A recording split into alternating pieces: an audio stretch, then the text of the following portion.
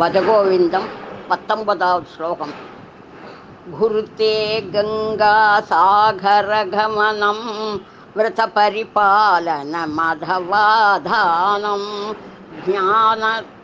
ज्ञानविहीन सर्वमदेन मुक्तिं भजति न जन्मसधेन भज गोविन्दं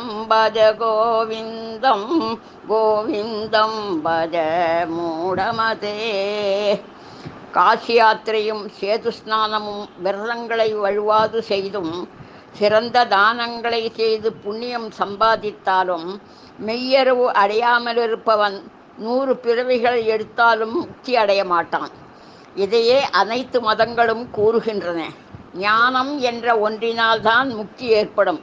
உள்ள தூய்மையும் உண்மை பக்தியும் இருந்தால் இந்த ஸ்நான தான விரதங்கள் பயன்படும். இல்லாவிடில் பயனில்லை.